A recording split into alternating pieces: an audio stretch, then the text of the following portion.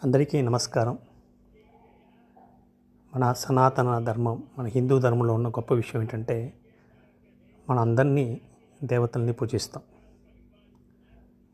శివుని పూజిస్తాం, విష్ణుమూర్తిని పూజిస్తాం, లలితమ్మవారిని పూజిస్తాం, అందరినీ పూజిస్తాం. అలాగే భగవంతుడికి నిజంగా నామరూపాలు ఉన్నాయా అంటే లేవు. దైవీ గుణాలు భగవంతుని గుణానికి ఎవరికైతే ఉన్నాయో వాళ్ళంతా కూడా భగవంతుని స్వరూపమే. ఉదాహరణకి శ్రీమద్ భగవద్గీతలో కృష్ణ పరమాత్మ నేను దేవుడని ఎక్కడ చెప్పలేదు. ఆయన ఈ గుణాలు నీలో ఉంటే నువ్వే దేవుడు అన్నాడు. అందువల్ల గుణాలే ఇక్కడ దేవుడు. మనం మన గురువుల్ని పూజిస్తూ ఉంటాం, గురువుల మీద ఎంతో గౌరవంగా ఉంటాం, వారు చెప్పిన మంచి విషయాలు వింటూ ఉంటాం.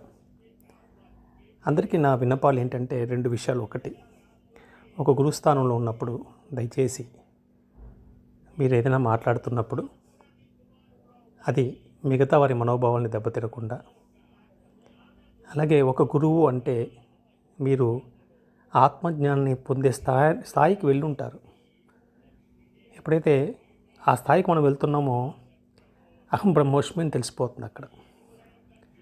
అందులో గురుస్థానంలో ఉన్నవారు దయచేసి ఈ దేవుడు గొప్ప, ఆ దేవుడు గొప్ప, లేదా గడిచిపోయిన విషయాల్ని తీసుకురాకుండా ఉంటే గొప్ప విషయం.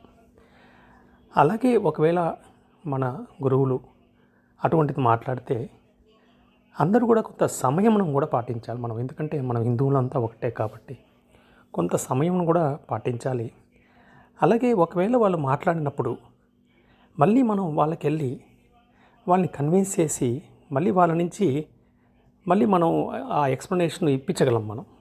ఎందుకంటే సహనంతో ఏదైనా సాధించవచ్చు. కానీ ఒక మాట అన్నారు కదా అని మనం వారిని దూషించడం అనేది చాలా తప్పు. అందరూ కూడా భాగవతోత్తములే. అందులో దయచేసి నేను కోరేది రెండు. ఒకటి, గురువులు దయచేసి మాట్లాడుతున్నప్పుడు అందరికీ శాంతంగా ప్రశాంతంగా ఉండే విషయాలు చెప్పండి. అలాగే ఒకవేళ ఎక్కడైనా గురువు మాట తప్పుగా తొలినప్పుడు వెంటనే మిగతా వాళ్ళందరూ కూడా దాని మీద వీడియోలు చేసి ఆ గురువుని విమర్శించకండి. మనమంతా ఒక కుటుంబం, వసుదైక కుటుంబం. తప్పకుండా కూర్చొని మన సమస్యలు మనం సాల్వ్ చేసుకొని ముందుకు వెళ్ళగలం. అందువల్ల అందరూ దయచేసి ఇది గమనిస్తాను కోరుకుంటున్నాను.